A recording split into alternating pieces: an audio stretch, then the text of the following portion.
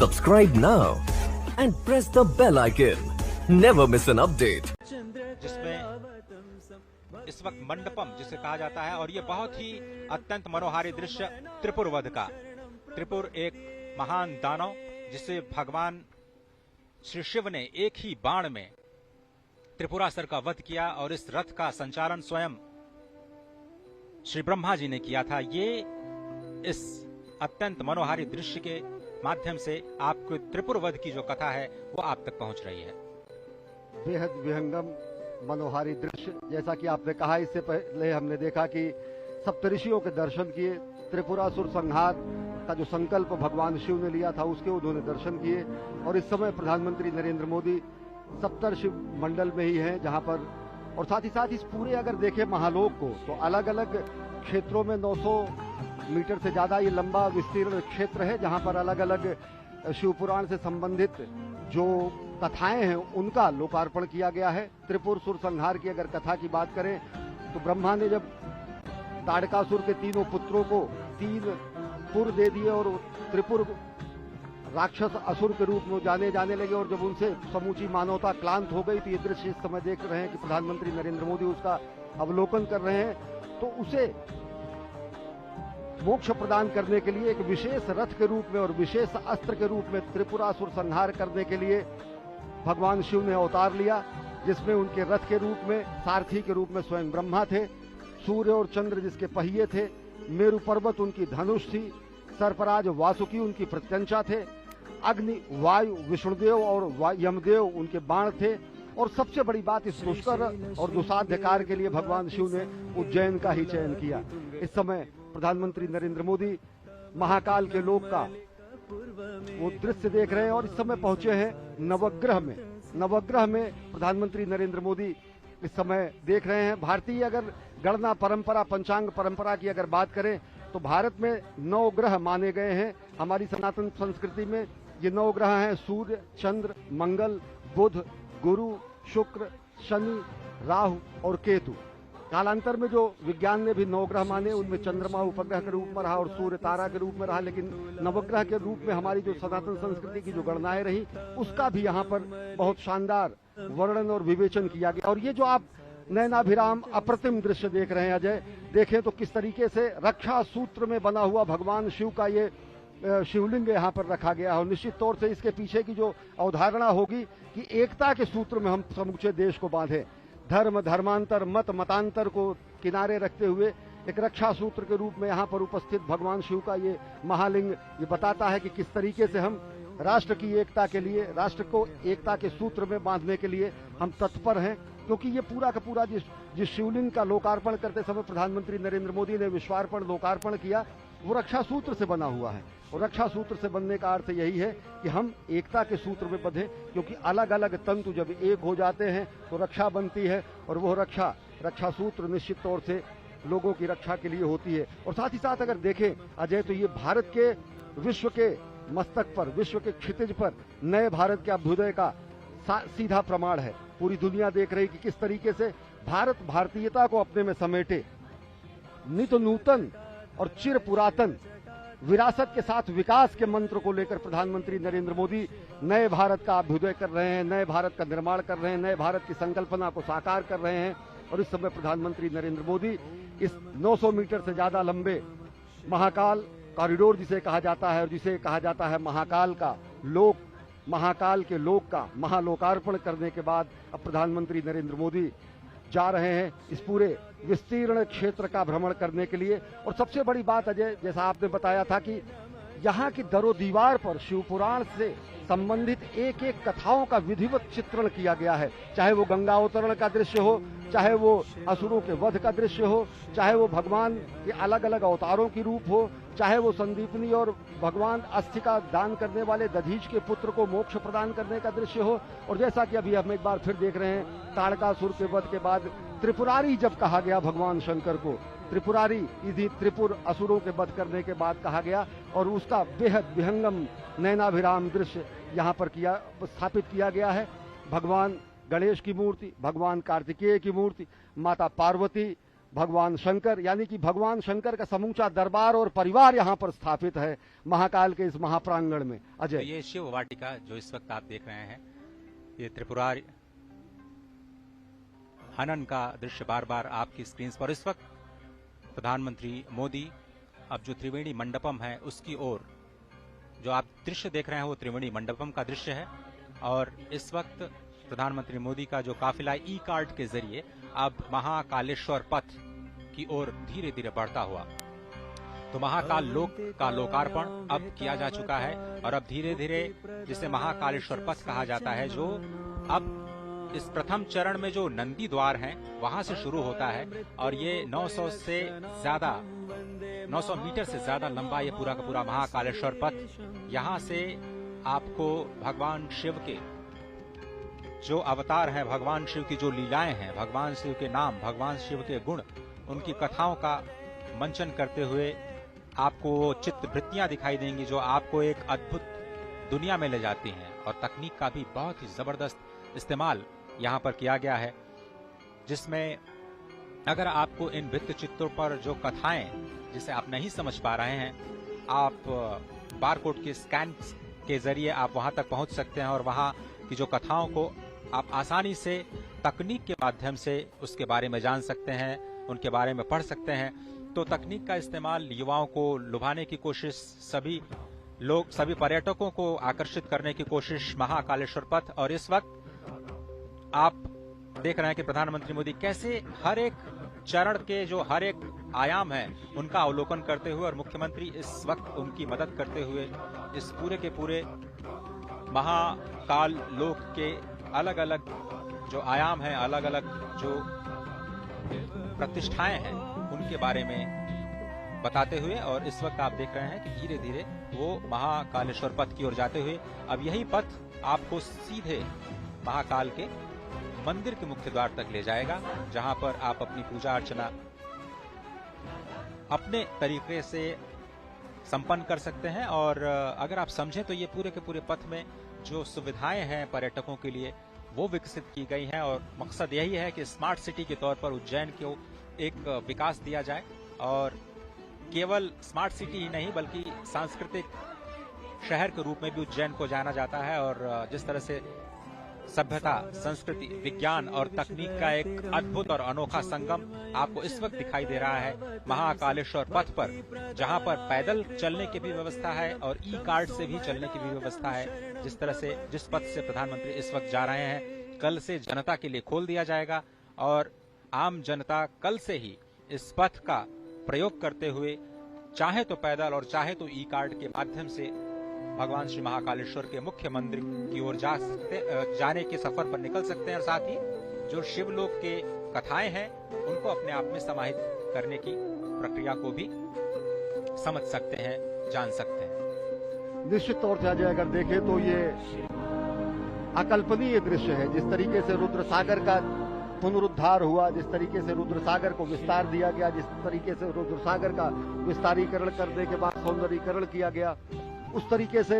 ये सही मायने में अगर देखें तो अद्वितीय है, अतुलनीय है, अप्रतिम है, अनुपम है। और ये जो छटा आप देख रहे हैं, इस समय देश देशांतर के अनेक मनीषी, महामंडलेश्वर और साथ ही साथ सनातन संस्कृति के ध्वजवाहक यहाँ पर साक्षी बन रहे हैं महाकाल की इस धरती पर। असंख्य देव और साथ ही साथ अन्य लोगों के साथ जो चराचर में व्याप्त है। निश्चित तौर से अगर देखें तो ये सनातन संस्कृति की धर्म ध्वजा का विश्व के पटल पर लहराने जैसा है। और साथ ही साथ अगर देखें तो ये एक स्वप्नद्रष्टा की साधना के सफल होने का परिणाम है। ये अजय देखें तो संकल्प से सिद्धि का परिणाम है। ये राष्ट्र सेवक की साधना का ये कर्मफल है। और साथ ही साथ कर्मयोगी प्रधानमंत्री नरेंद्र मोदी के दिशा निर्देशन में बना हुआ ये महाकाल का लोक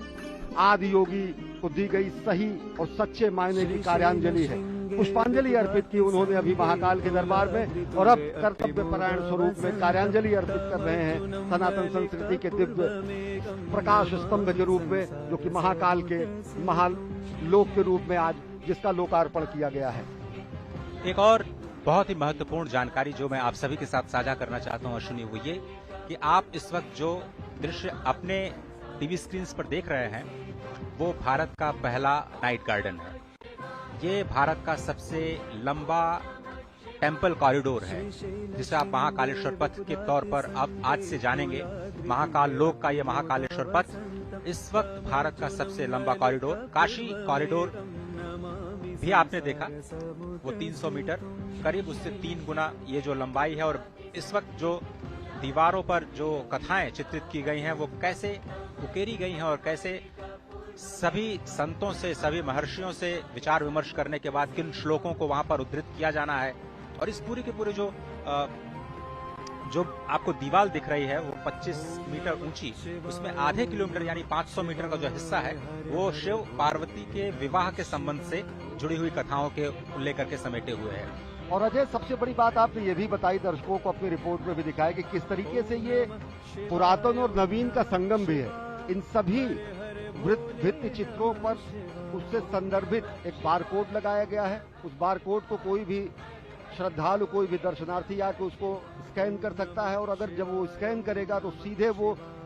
वेब संजाल के वेब पेज के उस वेब पेज पर पहुंच जाएगा, जो कि जहां पर उससे संदर्भित कथा कही गई है। तो पूरा का पूरा शिव पुराण के पुरातन स्वरूप को नवीनतम रूप में व्याख्यायित करते हुए, और ये 108 स्तंभों की जो ये वलयावली है, जो ये अहोरात्र चलने वाला महायज्ञ जैसा है, जो असंख्य दीपों से सुसज्जित इस समय उज्जैनी है, निश्चित तौर से अगर इसका साक्षी बनने के लिए हम, आप और साथ ही साथ ये समूचे सनातन संस्कृति के लोग धन्य हैं, क्योंकि ये एक तरीके से कायांतरण है। ये महालोक का निर्माण समूचे उज्जैन और उस परिसर का कायांतरण है, रूपांतरण है, जो नयनाभिराम स्वरूप में आप देख रहे हैं। अजय, स्वागत है आप सभी का भारत के पहले नाइट गार्डन में। इस वक्त जो आप तस्वीरें देख रहे हैं, श्री महाकाल लोक के नाइट गार्डन में भगवान शिव की लीलाओं पर आधारित ऐसी 190 मूर्तियां स्थापित की जानी हैं। 2 चरणों में ये कार्यक्रम संपन्न होना है। अभी तो सिर्फ पहला चरण पूरा हुआ है। स्मार्ट सिटी परियोजना के तहत उज्जैन को विकसित करने की ये जो योजना है, उसके दूसरे चरण का कार्य मार्च 2024 तक पूरा होने की संभावना, उम्मीद जताई जा रही है। जैसा कि अभी आपने सुना, 108 स्तंभ स्थापित किए गए हैं, जिसमें भगवान शिव और उनके गढ़ों की विभिन्न मुद्राएं बनी हुई हैं। और आप देखें, स्वयं महाकाल के रूप में जो लोक कलाकार हैं, और 750 से ज्यादा लोक कलाकार देश के अलग अलग हिस्सों से अपने कार्यक्रम का, सांस्कृतिक कार्यक्रम को प्रदर्शित करते हुए इस वक्त आपकी टेलीविजन स्क्रीन पर नजर आ रहे हैं। श्री महाकाल लोक में 18 फीट की 8 प्रतिमाएं हैं, जिसमें नटराज, भगवान शिव के पुत्र गणेश और कार्तिकेय, दत्तात्रेय अवतार, पंचमुखी हनुमान, चंद्रशेखर महादेव की कहानी, शिव और सती और समुद्र मंथन जैसे विहंगम दृश्य शामिल हैं। उसके बाद थोड़ी सी उससे कम ऊंची 15 फीट की जो प्रतिमाएं हैं, उनकी संख्या 23 है, जिसमें आपको शिव के तांडव नृत्य का एक तरह से अवलोकन करने को मिलेगा। और ये जो आप देख रहे हैं मूर्ति, वो भगवान शिव के विवाह की जो झांकी है वो दिखा रही है। और इसके साथ ही जो मध्य प्रदेश की पारंपरिक लोक कला है, कैसे आप अध्यात्म के जरिए अपने आप को जोड़ पाते हैं,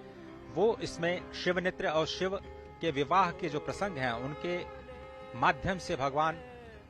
शिव के लोक में आपको ले जाने की तैयारी करता हुआ ये महाकाल का लोक, जिसमें आप शिव नृत्य के साथ साथ 11 रुद्र, उनके महेश्वर अवतार, भगवान शिव के अघोर अवतार, ये आप देखें। विषपान, अमृत मंथन के बाद जो विषपान के दृश्य हैं वो आपको दिखाई दे रहे हैं। साथ ही जो अघोर अवतार के साथ साथ काल भैरव, शरभ भैरव, खंडोबा अवतार और वीरभद्र द्वारा किया गया जो दक्षवध है, उसकी भी मूर्तियां आपको यहाँ पर स्पष्ट तौर पर दिखाई देंगी। शिव बारात आपने देखा, उसके बाद मणिभद्र अवतार, भगवान श्री गणेश और कार्तिकेय के साथ जो पार्वती, जिसका जिक्र हमारे साथी अश्विनी जी कर रहे थे कि शिव वाटिका का निर्माण किया गया है। तो यहाँ पर 4 वाटिकाएं बनाई गई हैं, जिसका हम आपको लगातार उसके बारे में बताते रहेंगे। और इस महाकाल लोक में 11 फीट की 17 प्रतिमाएं स्थापित की गई हैं, जिसमें प्रवेश द्वार पर आपने देखा भगवान श्री गणेश, उसके बाद अर्धनारीश्वर, अष्ट भैरव, ऋषि भारद्वाज, वशिष्ठ, विश्वामित्र, गौतम, कश्यप, जमदग्नि, जो आपने सप्तर्षि के जो मूर्तियां देखी वो शामिल हैं।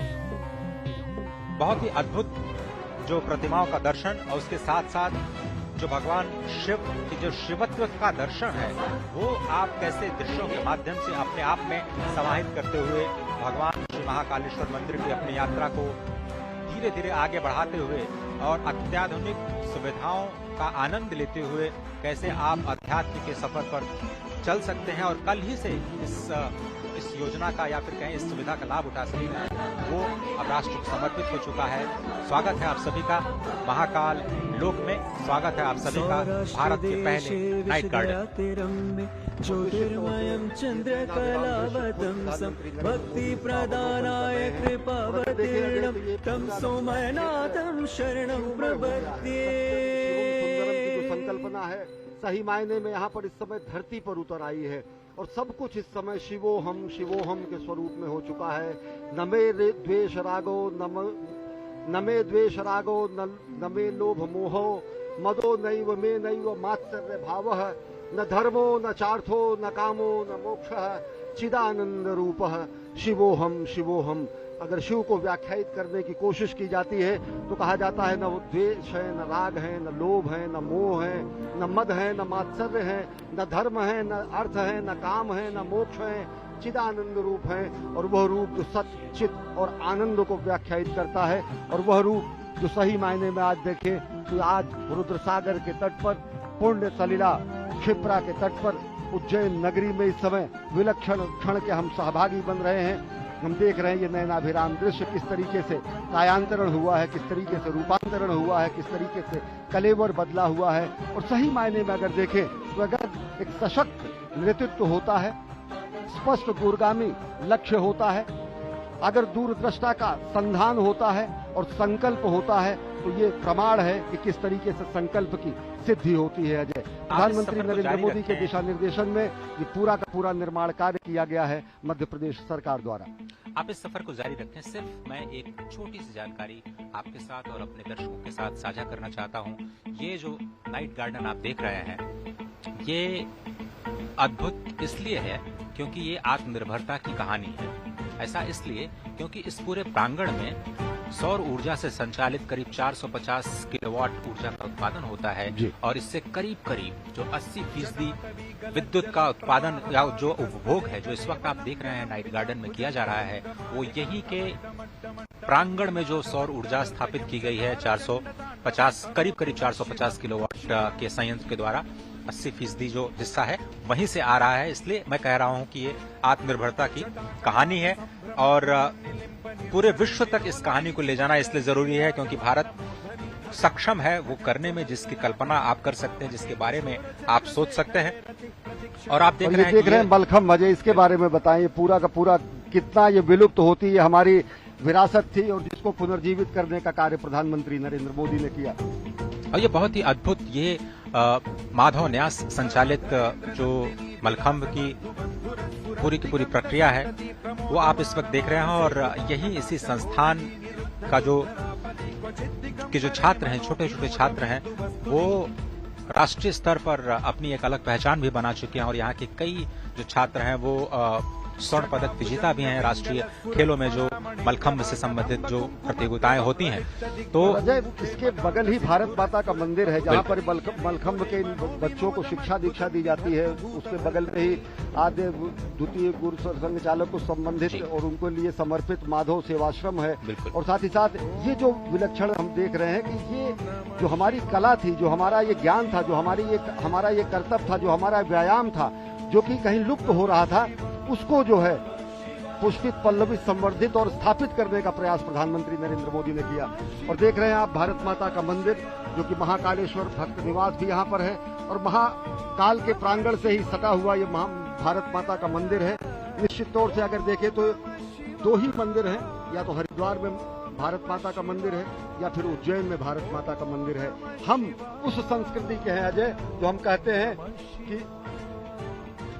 माता पृथ्वी पुत्रो अहम, माता पृथ्वी है और हम उसके पुत्र हैं। हम ऐसे उस सनातन संस्कृति के हैं जो हम कहते हैं कि हम अपनी जन्मभूमि को माँ के सदृश मानते हैं। हम उस संस्कृति के हैं जो ये कहते हैं कि जननी जन्मभूमिश्च स्वर्गादपि गरीयसी। हम उस सनातन संस्कृति और भारत भूमि की पूर्ण भूमि के हैं जो कि ये बताते हैं कि जीवन का क्षण क्षण और शरीर का कण कण राष्ट्र के लिए समर्पित होना चाहिए। और इन्हीं ध्येय वाक्यों को आगे लेते हुए और राष्ट्र निर्माण के प्राण प्रण से जुटे हुए इस राष्ट्र साधक के संकल्पना के साकार होने का आज दिन है, स्वप्नद्रष्टा के स्वप्न के साकार होने का दिन है। ये विहंगम दृश्य खुद बताता है कि किस तरीके से पूरा का पूरा इस परिसर का कायांतरण हुआ है, रूपांतरण हुआ है, दिव्य अलौकिक छटा मिली है। अजय, कुमुद सरोवर का दृश्य आप देख रहे हैं और जिस तरह से हमने पहले कहा कि यहाँ पर जितने भी विद्युत का उत्पादन किया जाता है वो पूरे के पूरे इसी प्रांगण में प्रयोग किया जाता है। ऊर्जा के उत्पादन के लिहाज से 80% आत्मनिर्भरता प्राप्त की जा चुकी है और बहुत ही समझना इसलिए भी आवश्यक है एक और बात कि सुरक्षा की दृष्टि से भी जो तकनीक का इस्तेमाल इस पूरे प्रांगण में किया गया है वो अभूतपूर्व है। 24 घंटे यहाँ पर विशेष सर्वेलांस कैमरों के जरिए निगरानी की जा रही है क्योंकि इसमें बहुत बड़ी संख्या में लोग आने वाले हैं। अगर आप देखें जो नंदी द्वार है वहां से करीब 20,000 लोग एक साथ प्रवेश कर सकते हैं। महाकाल के परिसर में अगर हम समझें तो हर घंटे 1 लाख से ज्यादा लोग महाकालेश्वर के दर्शन कर सकते हैं। इतने लोगों पर निगरानी रख पाना बहुत ही मुश्किल कार्य होता है और इसीलिए हम कह रहे हैं बार बार कि आर्टिफिशियल इंटेलिजेंस का इस्तेमाल करते हुए एक बहुत ही उन्नत और अत्याधुनिक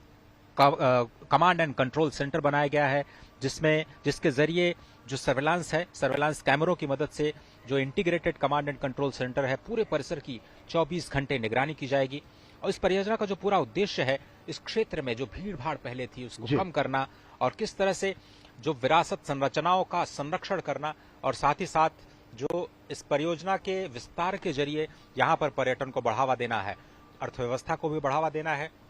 आत्मनिर्भरता को भी बढ़ावा देना है, समृद्धि को भी हमें दिखाना है, अपने सांस्कृतिक धरोहर को सहेजना भी है। इन सभी कार्यों का जो संगम है वो आपको इस महाकाल के इस नए लोक में इस वक्त भारत के पहले नाइट गार्डन के रूप में एक विहंगम दृश्य के रूप में जिसमें इस वक्त आप रुद्र सरोवर के साथ साथ महाराज विक्रमादित्य का टीले के साथ साथ आप देख रहे हैं ये दृश्य जो आप या फिर कहें कि भारत माता के मंदिर के साथ साथ जो मंदिर का मुख्य शिखर है वो भी आपको बहुत ही आसानी से दिख रहा है। अप्रतिम विहंगम दृश्य, नयनाभिराम दृश्य। और अजय, जैसा आपने बताया कि भारत ने